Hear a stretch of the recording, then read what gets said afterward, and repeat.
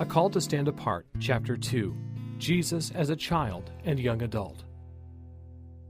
The child grew and became strong, filled with wisdom, and the favor of God was upon him.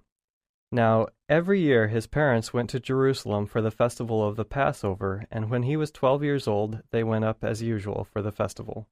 When the festival was ended and they started to return, the boy Jesus stayed behind in Jerusalem, but his parents did not know it. Assuming that he was in the group of travelers, they went a day's journey. Then they started to look for him among their relatives and friends. When they did not find him, they returned to Jerusalem to search for him.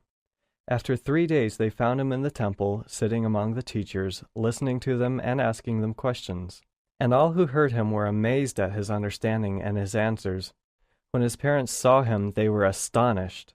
And his mother said to him, "Child, why have you treated us like this?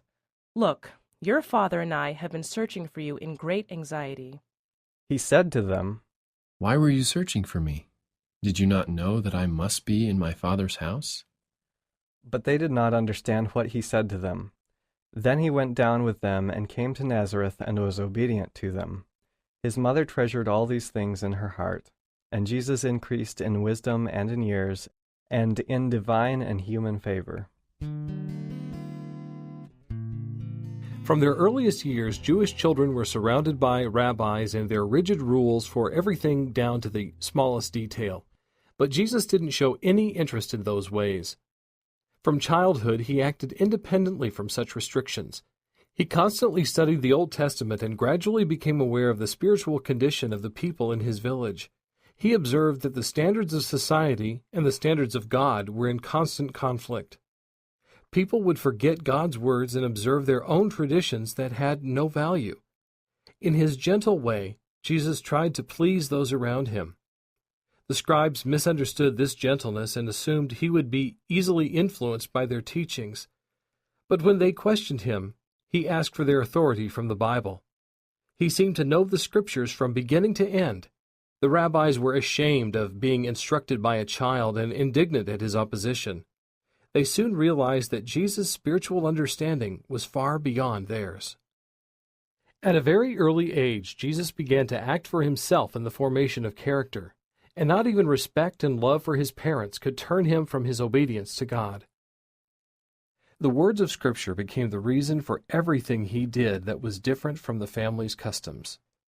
His brothers, Joseph's sons, sided with the rabbis, insisting that traditions had to be followed the same as the laws of God. They called Jesus' strict obedience to the laws of God stubbornness. They were astounded at his knowledge and wisdom when answering the rabbis and recognized that his education had to come from a higher source than theirs. There were some who wanted to be friends with Jesus because they felt at peace with him, but more of his peers avoided him because they felt condemned by such a pure life. He was bright and cheerful.